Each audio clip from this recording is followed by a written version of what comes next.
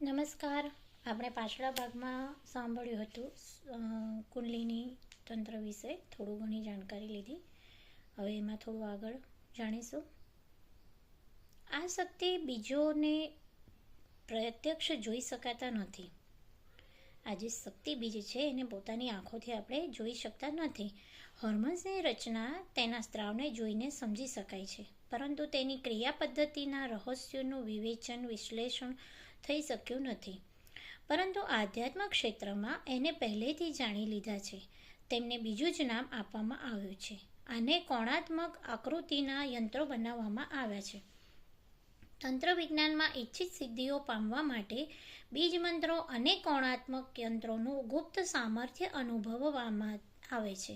સાથે જ તેમને જગાડવા અને ઉપયોગ કરવા અંગેની વિધિ બતાવવામાં આવી છે. બીજ અને યંત્ર ઉપત્યાયિકાઓનું સૂક્ષ્મ રૂપ કહેવાય. ઉપત્યાયિકાઓનું સ્થાન શરીર છેદન કરીને એક મર્યાદા સુધી જાણી શકાય છે, પણ તેના બીજ અને યંત્ર નજરે પડતા નથી. તેમને દિવ્ય નેત્રો અને સૂક્ષ્મ વિજ્ઞાનને આધારે જાણી શકાય છે. મંત્ર વિજ્ઞાન, તંત્ર વિજ્ઞાન અને યંત્ર વિજ્ઞાનને સાધના જગતની 3 પ્રકારની વિશેષતાઓ તરીકે સમજવામાં આવે છે. મંત્ર વિજ્ઞાનમાં શબ્દ શક્તિનો ઉપયોગ થાય છે. મંત્રના અક્ષરોનો સતત જપ કરવાથી તેનું એક ચક્ર બની જાય છે અને તેની સુદર્શન ચક્ર જેવી ગતિ વીજળીના ચમત્કારોમાં પરિણમે છે. મંત્ર શબ્દવેદી બાણ જેવું કામ કરે છે, ઇચ્છિત લક્ષ્યને વિંધે છે. તંત્ર પ્રકારાંતરથી કુંડલિની વિજ્ઞાન છે. તેમાં પ્રાણ શક્તિને પ્રચંડ બનાવવામાં આવે અને કેટલાક અવરોધો પડદાઓને દૂર કરવા માટે તેનો ઉપયોગ થાય છે. મારણ, મોહન, ઉચ્ચાટન, વેધન, વશીકરણ વગેરેમાં તેનો ઉપયોગ કરવામાં આવે છે. સંમોહન અને મારણ આ તંત્રના મુખ્ય 2 ઉદ્દેશ છે. તાંત્રિક અઘોર સાધના કરીને પોતાના મન શરીરના વિદ્યુતીય ક્ષેત્રને એ સ્તરનું બનાવે છે કે તે કોઈના પ્રાણનું હરણ પણ કરી શકે. અસુર સમુદાયમાં તંત્ર વિદ્યાનો ઉપયોગ કરે છે. દૈત્યોની ક્રિયાઓ મોટે ભાગે આક્રમક હોય છે. એના માટે તેઓ પોતાના સાધારણ શરીરોમાં વેધક અને મારક શક્તિ પેદા કરવા માટે તંત્રની જ સાધના કરે છે. એટલી શક્તિ તેમને કુંડલિની શક્તિના ભંડારમાંથી ચોક્કસ મળી રહે છે, જેટલી શક્તિની અવારનવાર જરૂર પડતી રહે છે. તંત્રમાં આસન, બંધ, મુદ્રાઓ અભ્યાસમાં ઉતારવી પડે છે. આ ત્રણેયની સંખ્યા ઘણી અને વિશાળ છે, પરંતુ ગાયત્રીના તંત્ર પક્ષ સાવિત્રીને જો સિદ્ધ કરવો હોય તો 24 આસન, 24 બંધ અને 24 મુદ્રાઓનો ઉપયોગ કરવો પડે છે. 24 મુદ્રાઓ જાણીતી છે, બંધો 3 જ જાણીતા છે. જાણકારો તેને 24ની સંખ્યા સુધી જાણતા હોય છે. હઠયોગમાં આસન તો 84 સુધી જણાવેલા હોય છે, પરંતુ તંત્રના ઉપયોગમાં તેમાંથી 24ની એક શૃંખલા છે. તાંત્રિકો 24ને જ ઉપયોગમાં લેતા હોય છે. ગાયત્રીના 24 અક્ષરો, તંત્ર પ્રયોગમાં 24 બીજ, 24 મંત્ર, 24 આસન, 24 બંધ, 24 મુદ્રાઓ એના રૂપમાં જાણવામાં આવે છે. એના કરતાં પહેલાં નેતિ, ધૌતી, નૌલી, બસ્તી, વજ્રોલી, કપાલભાતિ વગેરે ષટકર્મોથી નાડી શોધન કરવાની જરૂર પડે છે. યોગ માર્ગમાં પ્રાણાયામ અને ધ્યાન બેયનું મહત્ત્વ સ્વીકારવામાં આવે છે. મંત્રયોગ સ્વતંત્ર છે. તેને વાકવિદ્યા તરીકે જાણવામાં આવે છે. મંત્રની શક્તિ સહસ્ર ચક્ર, બ્રહ્મરંધ્ર વિચારો વગેરેના સંમિશ્રણથી પેદા થાય છે. પરંતુ યોગ સાધના માટે પ્રાણાયામ અને ધ્યાનનો આશરો લેવો પડે છે. પ્રાણાયામોનો પોતાનો અલગ સંસાર અને વિસ્તાર છે, પરંતુ તેમાંથી ગાયત્રી માર્ગનો ઉપયોગ કરનારાઓ માટે 24 અલગ પ્રાણાયામ નક્કી કરવામાં આવ્યા છે. મહામંત્રના 24 અક્ષર પણ છે. એને અનુલક્ષીને 24 પ્રાણાયામો પણ નક્કી થયેલા છે. ધ્યાનના રાજમાર્ગ સાથે અનેક નાના સ્તરોએ જોડાયેલા ધ્યાનના રાજમાર્ગ સાથે અનેક નાના રસ્તાઓ પણ જોડાયેલા હોય છે. નાદ યોગ પણ એક જાતનો ધ્યાનનો પ્રકાર છે. સોહમ સાધના શ્વાસ પ્રશ્વાસની ક્રિયા તો થાય છે, પણ ધ્યાન સોહમના સૂક્ષ્મ ધ્વનિ પર કેન્દ્રિત થતું હોય છે. ભક્તિ યોગમાં ઈષ્ટદેવ દર્શન પર ધ્યાન કેન્દ્રિત કરવામાં આવે છે. વ્યાપક રીતે ધ્યાન પરિપક્વ થઈ જાય તો પછી નક્કી કરેલા ઈષ્ટદેવનું પ્રત્યક્ષ જેવું દર્શન થવા માંડે છે. હૃદય ગુફામાં અંગૂઠા જેટલા માપની જ્યોતિનો અનુભવ પણ એ રીતે દેખાવા લાગે છે, જાણે તેનો સાક્ષાત્કાર જ થઈ રહ્યો હોય. ઈષ્ટદેવ પોતાની ધારણા અથવા ભાવના પ્રમાણે આકાર પ્રકાર ધારણ કરીને પ્રગટ થતા હોય છે. આ ધ્યાનની વ્યાપકતાનો જ ચમત્કાર છે. ધ્યાનમાં એકાગ્રતાનું મહત્વ વધારે છે. ત્રાટક વગેરેની મદદથી દિવ્ય નેત્ર ખુલે છે અને તેનાથી પોતાની સત્તા અને અનેક ગણીઓ વધી જાય છે. છાયાપુરુષ સાધનામાં આત્મસત્તા બમણી થતી જાણવામાં આવે છે. પંચમુખી ગાયત્રીની પંચકોશીય સાધનામાં પોતાનામાં જ 5 સ્વતંત્ર એકમો વિકસતા હોય છે. એને ઉચ્ચ સ્તરની ગાયત્રી સાધનાના ચમત્કારિક પરિણામ તરીકે જ સમજવામાં આવે છે. આ પાંચેય એક જ સમયે પોતપોતાની શક્તિ મુજબ કામ કરતા જોઈ શકાય છે. ધ્યાનમાં સર્વપ્રથમ છબી માત્રનો આભાસ થાય છે, પરંતુ મનોયોગના ઊંડાણમાં તેમાં પ્રાણ પ્રતિષ્ઠા પણ થતી હોય છે અને આ છબી એક સજીવ દેવદાનવની જેમ જ આદેશનું પાલન પણ કરતી હોય છે. તો આ યોગ માર્ગ છે. યોગ આદ્યશક્તિ ગાયત્રીનો પ્રથમ પક્ષ છે અને તંત્ર સાવિત્રી શક્તિનો બીજો પક્ષ છે. ઉચ્ચસ્તરીય સાધના અનુષ્ઠાનોમાં સાવિત્રી ગાયત્રી મહાશક્તિના આ વિવેચનને ધ્યાનમાં રાખીને જ સાધના કરવી જોઈએ. શિવ અને શક્તિની એકરૂપતા વિશે જાણીએ આપણે. શ્રીનગર એટલે કે જમ્મુ કાશ્મીરથી 87 માઇલ દૂર અમરનાથની યાત્રા અને બરફના શિવલિંગના દર્શન કરવા ફક્ત ભારતના જ નહીં પરંતુ સંસારના બીજા દેશોમાંથી પણ હજારો લોકો દર વર્ષે આવે છે.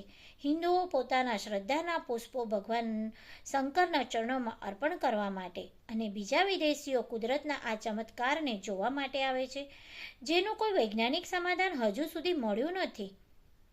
ચંદ્રમાં પૃથ્વીની એક એવી દિશામાં રહેલો છે તે પૃથ્વી પરના રહેવાસીઓને 30 દિવસમાં એક પખવાડિયું ક્રમશઃ વધતો પૂર્ણમાસીના દિવસે પૂર્ણ દર્શન આપવાની સ્થિતિમાં આવે છે અને બીજા પક્ષમાં અમાસને દિવસે ઘટતો જતો એકદમ અલોપ થઈ જાય છે.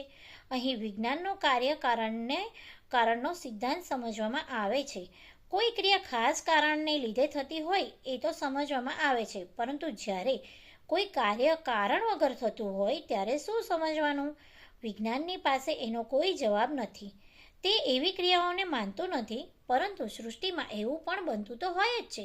ત્યારે માનવું તો પડે જ છે કે સૃષ્ટિમાં બધું જ સ્થૂળ પદાર્થ રૂપે જ અસ્તિત્વમાં છે એવું તો નથી જ. સ્થૂળોત્તર ચેતનનું અસ્તિત્વ પણ છે અને સ્થૂળ કરતાં વધારે સમર્થ છે. અમરનાથ આ વાતનો પ્રત્યક્ષ દાખલો છે. અમાસને દિવસે ત્યાં કશું જ હોતું નથી. જ્યાં તેના બીજા જ દિવસે ચંદ્રકળા વધે છે તેમ તેમ બરફના શિવલિંગના વિકાસની શરૂઆત થાય છે અને વધતું પૂર્ણિમાના દિવસે પૂરા કદનું બરફનું શિવલિંગ તૈયાર થઈ જાય છે. અમરનાથ ઠંડો પ્રદેશ છે. આખા વર્ષ દરમિયાન ત્યાં બરફ ભેગો થતો હોય છે. શ્રાવણના મહિનામાં ત્યાં તો ઓછો બરફ હોય છે. વાતાવરણ પણ અનુકૂળ થઈ જાય છે. ત્યારે હજારો શ્રદ્ધાળુ દર્શનાર્થીઓ ત્યાં જઈને અદ્ભુત શિવલિંગને દર્શન કરે છે. શિવલિંગની પાસે જ બીજી મૂર્તિઓ પણ બની જાય છે, જેને પાર્વતી, ગણેશજી અને કાર્તિકેયજીની માનીને પૂજા પણ કરવામાં આવે છે. અમરનાથના આ વિચિત્ર રહસ્યનું કોઈ જ કારણ હજી સુધી શોધી શકાયું નથી. જે કોઈ તેને જુએ છે ઈશ્વરનો મહિમા છે એમ કહીને મસ્તિષ્ક નમાવી લે છે. જો પ્રકૃતિની કરામાત કહેવામાં આવે તો પણ આપણું ધ્યાન ઋગ્વેદ બીજી બાજુ જાય છે, જેમાં કહ્યું છે કે જગતના કારણ સ્વરૂપ બ્રહ્મ, જીવ અને પ્રકૃતિ ત્રણેય પદાર્થ અનાદિ છે. પરમાત્મા જીવને કર્મફળ આપવા માટે અધ્યક્ષતા કરે છે, પરંતુ વ્યવસ્થા પ્રકૃતિ જ કરે છે, જે પરમાત્માના આદેશો મુજબ જીવનને કર્મફળ આપે છે. અને આ ત્રણેયમાં જીવ અને પરમાત્મા ચેતન હોવાને લીધે તેમના પ્રકાશમય સ્વરૂપની તો નિશ્ચિતતા થઈ જાય છે, પરંતુ પ્રકૃતિ પણ સત્વ ગુણ યુક્ત હોવાથી પ્રકાશમય અર્થાત ચેતન જ છે. પરમાત્માની અનુવર્તી હોવા છતાં તેનું સ્વતંત્ર અસ્તિત્વ છે. એટલા માટે પોતાના ઉપાસકને તે પરમાત્માની જેમ ફળ આપે છે. કેટલીક વાર જેવી રીતે માતા પોતાના સૌંદર્યથી અને કામગુણ દ્વારા પ્રભાવિત કરીને નારાજ પિતા પાસે પુત્રને અપરાધ માફ કરાવે છે, પ્રકૃતિ પણ જીવ માટે કર્માધ્યક્ષક પરમાત્મા પાસેથી ક્ષમા કરાવીને તેને માટે સુખ સમૃદ્ધિના દ્વાર ખોલી નાખે છે. સાવિત્રી ઉપાસનાને પ્રકૃતિની ઉપાસના કહીને કેટલાક લોકો તેના પર જળ ઉપાસનાનો દોષ લગાવે છે. અહીં તેના ભાવ પક્ષને જ સ્પષ્ટ કરવામાં આવી રહ્યો છે કે પ્રકૃતિનો સત્વગુણ તેટલો જ ચેતન અને સર્વશક્તિમાન છે જેટલો કે બ્રહ્મ. એટલા માટે બ્રહ્મની ઉપાસનાથી જે લાભ મળી શકે છે તે બધા જ પ્રકૃતિની ભાવનાત્મક ઉપાસનાથી પણ મળતા હોય છે. અનેક યાંત્રિક અને તાંત્રિક સાધનોથી જ તેને વશ કરવાની મુશ્કેલ પદ્ધતિ અપનાવવી જરૂર નથી. પ્રકૃતિની કૃપા પામવા માટે તેના પતિ પરમેશ્વરમાં સ્થિત રહેવું હોવું જરૂરી નથી. પુત્ર થઈને પણ તેનો સ્નેહ અને પ્રેમ પામી શકાય છે. ગાયત્રીને માતા માનીને અને નારી રૂપે ઉપાસના કરીએ એ જ દર્શન છે. પ્રસ્તુત પ્રમાણ તેની ચેતનતા સિદ્ધ કરવા માટે જ રજૂ કરવામાં આવી રહ્યા છે. અમેરિકાના કૈટંકી રાજ્યમાં મૈમથ નામની કુદરતી ગુફા છે. એને માણસોએ બનાવેલી નથી, કુદરતે પોતાની રીતે જ બનાવી છે. તેની બનાવટ જોતા રહીએ એવી છે. તેની ચિત્રકામવાળા થાંભલા અને ઓરડાઓ 200 માઇલ જેટલા વિશાળ વિસ્તારમાં ફેલાયેલા છે. એમાં કેટલાય તળાવ અને નાળા આવેલા છે, જેમ જળ વિહાર પણ થઈ શકે છે. ગાઢ અંધકારવાળી ગુફામાં નવાઈની વાત એ છે કે તેની કેટલીક દિવાલો 5 માળની ઇમારતની દિવાલ જેટલી ઊંચી છે. જે કામ કોઈક એન્જિનિયર કરી શકે છે તેવું કામ પ્રકૃતિની અંતઃપ્રેરણાએ કરીને દેખાડ્યું છે કે તેમાં કોઈ પણ યોગ્યતા પ્રાપ્ત એન્જિનિયર કરતાં વધારે બુદ્ધિ અને શક્તિ છે. કાગંડા જિલ્લાના ડાડાસીખા ગામમાં એક ખાડો ખોદતા પથ્થર મળી આવ્યો. એ પથ્થર કોઈ ઇમારત કે પુરાતત્વ વિભાગે શોધેલો નથી, પણ વિશુદ્ધ ખનિજ હતો. પરંતુ જ્યારે તેને બહાર કાઢવામાં આવ્યો ત્યારે લોકોને નવાઈ પામ્યા કે તેમાં એક ચકલી જેવું ચિત્ર ઉપસેલું હતું. ચાંચ, પૂંછડી, પગના પંજા, બધા જ અવયવો કોઈ ચિત્રકારે બનાવ્યા હોય એવા હતા. તેને જોવા માટે હજારો લોકો એકઠા થતા રહે છે.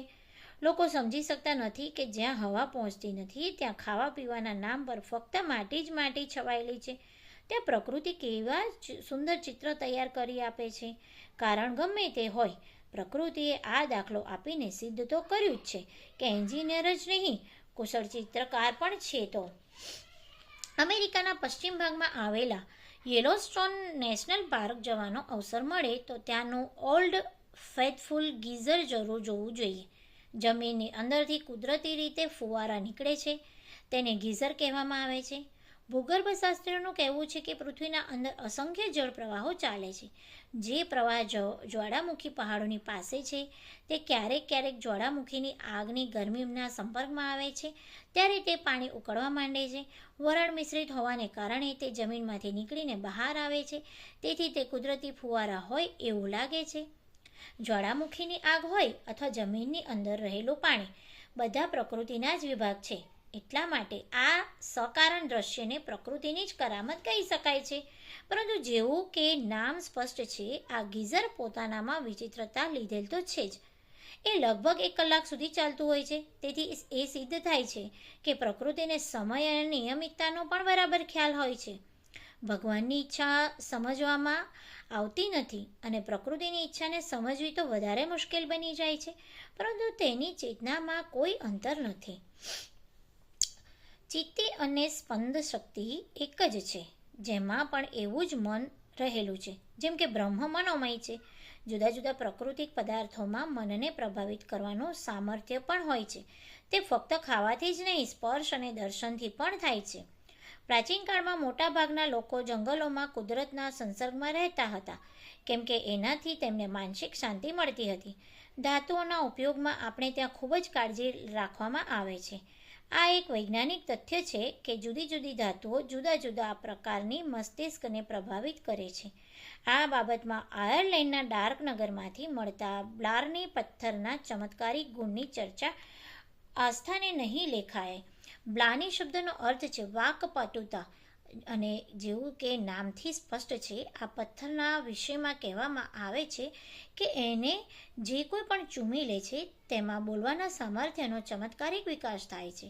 આ પથ્થર બેનકર્બનની લડાઈના પ્રસંગે જ્યાં જનરલ મેકાર્થીએ રોબર્ટ બ્રુસની મદદમાં 5000 સૈનિકો આપ્યા હતા. રોબર્ટ બ્રુસે ઉપહાર સ્વરૂપ મેકાર્થીને આપ્યો હતો. મેકાર્થીએ તેને પોતાના કિલ્લાની રાંગ પર ચડાવી દીધો હતો. આજે પણ અનેક મુસાફરો દર વર્ષે કાર્ક નગરમાં ફક્ત આ પથ્થરને ચૂમવા અને પ્રકૃતિના અદ્ભુત પ્રભાવનો લાભ લેવા માટે આવે છે. અમેરિકા આ પથ્થરને કરોડો ડોલર આપીને લેવા માટે તૈયાર છે, પરંતુ આયર્લેન્ડે તેને ક્યારેય વેચવાની ઈચ્છા જ કરી નથી. ભારતીય પર્યટક શ્રી સરોસ કાઉસીજીએ પોતે ત્યાં જઈને આ પથ્થરને ચૂમ્યો હતો અને એનો પ્રભાવ અનુભવ્યો હતો એમ ધર્મયુગના જ 4 ઓગસ્ટ 1963ના અંકમાં એમને કબૂલ કર્યું છે. શાસ્ત્રીય માન્યતાઓ પ્રમાણેની કસોટી જ પર સાચી પુરાવા થતી નથી. હવે તો વિજ્ઞાન પણ આ વાતને માનવા તૈયાર થયું છે. જર્મન જીવશાસ્ત્રી હેકેલે કહે છે કે પ્રકૃતિમાં જે કંઈ પણ ઓક્સિજન, પાણી, પ્રકાશ, છોડ, ઝાડ, જીવજંતુઓ, પશુ, પક્ષી અને મનુષ્ય છે એ ફક્ત તરંગ માત્ર છે. આ વિજ્ઞાનનું નામ ઇકોલોજી આપવામાં આવ્યું છે અને તેનો સિદ્ધાંત છે કે સૃષ્ટિનો દરેક પદાર્થ પરસ્પર આધારિત તરંગ અથવા ચેતના રૂપ જ છે. આ રીતે વિરાટ પ્રકૃતિની વિરાટ બ્રહ્મ જેવી ચેતનાના સાબિત થાય છે. તે ચેતનામાં આત્મચેતનાને ભેળવીને જીવન ન કેળવ કેવળ પ્રકૃતિના જ સૂક્ષ્મ રહસ્યોને પામી શકે છે અને તેની મહાન કૃપાને પાત્ર પણ બની શકે છે. જેમ કે ગાયત્રીની ઉપાસનાનો લાભ લેવાની વાતો કહેવામાં આવે છે. સ્થૂળની ઉપાસના દ્વારા સૂક્ષ્મમાં જવા અને તેને પામવાની વિદ્યા બીજી કોઈ જ નથી. એટલા માટે આ ઉપાસનાને સર્વોપરી માનવામાં આવે છે. હવે બીજું આના આગળના ભાગમાં. પ્રણામ, નમસ્કાર, ધન્યવાદ.